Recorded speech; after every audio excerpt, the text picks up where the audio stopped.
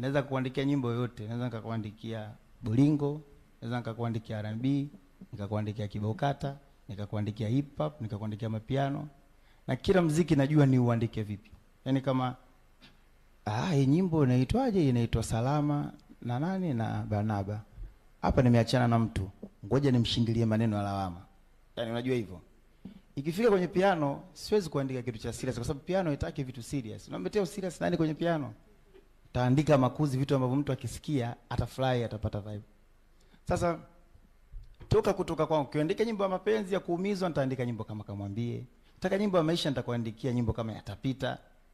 Na ukikaa na wasanii wote hao, wewe zungumza nao tuambie Diamond kwenye sekta kuandika yuko vipi. Sipendagi kuzungumza. Sasa watu ukitoa sana nyimbo zile za mapiano au nyimbo za mipinduko, imani zao zinaona kama huyu sio mwandishi. Huyu IQ yake imeisha. Kwa sababu mtu ukiona mtu anaongea anaweza katia verse kama nyimbo ya Barnaba kuonesha kama mkae mbali na mimi. Sio, umeelewa?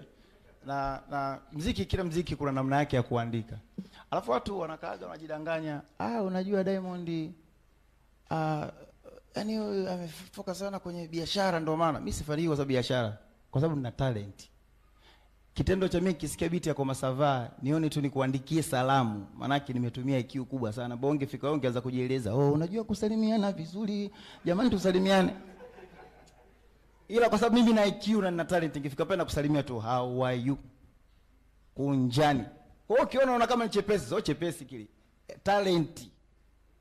Ukiona nikifika kwenye show nitakuandikia, yani hicho ndio kinachoita talent. Yani sasa mtu uko nje wanapotoshana kwamba unajua mfanya biashara, sio biashara, mimi na talent. Kwa ninaweza kuandika muziki wowote na nikacheza nao muziki wowote na nikatengeneza hit. Na ndio miongoni. Yani hiyo ndio kwanza, hiyo ndio sila yangu kuu kwenye maisha yangu ya muziki. Haya mambo mengine yote ni mbwembwe tu. Ndivyo unacheza utafanya. Hizo ni madagaje ya kutengeneza ukubwa wa fedha. Lakini sila yangu kubwa ni kuandika nyimbo. Naweza kuandika nyimbo ya heartbroken. Sio nyimbo ya mapenzi. Nyimbo yoyote. Yani ndio sila yangu kubwa. Kwa sasa ilivyo nilikuwa naweka vitu vile hapo clear vitatu. Cha kwanza, wasijidanganye kwamba mimi nafanya vizuri kwa sababu eti nawekeza kwenye biashara. Kila mtu anawekeza. Ila mimi talent yangu na IQ yangu sio ndogo kwenye muziki, ni kubwa sana. Weka sikiza nyimbo zake, nyimbo unayoiona. Hata ukiona nimeandika kama makuzi, sio makuzi hayo. Unashangaa tu nyimbo watu wanacheza wazungu, wafanya nini, show labda wana eti shuku. Zile techniques ambazo unatakiwa na talent ujue unaandika nini. Umeelewa? Haya, kwa kuna hivyo kwa wasanii wanapokuja pale kama lebo, jukumu langu mimi kwanza sana saini, napenda kusaini wasanii ambao wana talent wao wenyewe. Waweze kuandika nyimbo zao. Na mimi Mungu kanibariki wasanii wangu wengi walioandika wasaini wao wenyewe wanakuaga wanajiweza. Kwa kifika pale mimi nawapa misaada ya kwamba wanawezaje kuwa Msudi Nondo. Yaani usiwe tu msanii wa kawaida kwa sababu kwenye soko watu wengi wanatoa nyimbo ambazo nao nyimbo zao ni nzuri, lazima uheshimu nyimbo kila mtu. Kwa hiyo unapotoa, ili maneno asiwe mengi, hakikisha unakaza kwenye hichi.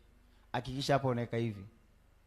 Ndio inakuwa hivyo. Kwa mtu akitoka Wasafi anakuwa sio tu lebo, ni shule, ashajua namna kujibrand, ashajua namna ya afanye nini, akikutana na mic azungumze nini, inakuwa hivyo. Sasa kwa wengine wao sijui wao wanaendesha vipi taratibu zao, na naheshimu na sijui mambo yanaenda. Okay. Nitakuwa na maswali mawili ya mwisho kutokana na muda. Kwanza kabisa natamani kukuuliza kuhusiana na hili kwa sababu uliliweka wazi na wote wanalijua, mahusiano yako na Zuchu. Kuna muda tulikuwa tunadhani Diamond anaweza akawa amefanya makosa makubwa sana kuweka wazi mahusiano yake na mfanyakazi wake, tuseme msanii wako kwenye lebo.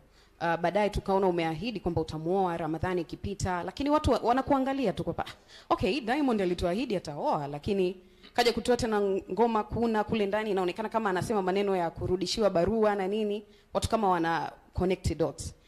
Kwanza kabisa, kuna regrets zozote ambazo unazo kutokana na kuweka wazi mahusiano yako na msanii wako?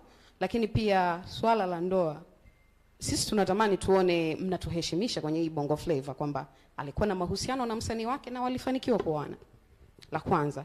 La pili, natamani kujua kama sisi tunakuona ukiwa na hali nzuri muda wote, hatujui maisha yako behind.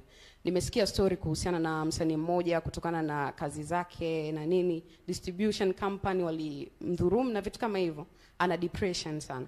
Tamani kujua Diamond ambaye tunakutegemea utufikishie muziki wetu mbali zaidi. Kuna kipindi ulipitia depression, labda pengine watu walikuwa wafahamu, ulikuwa na kipindi kizito sana ambacho kilikufanya pengine usiwe kawaida kama ambavyo tumekuzoea. Lakini sisi hatujui, tunaendelea kukudai ngoma, tunaendelea kukudai uonekane sehemu fulani. Kuna kipindi kizito kama hicho umeipitia? Katika maisha ya mwanadamu yote ambaye ana ndoto, ana akili, ana malengo, lazima kuna nyakati nzuri na nyakati mbaya. Kwa hiyo ni kitu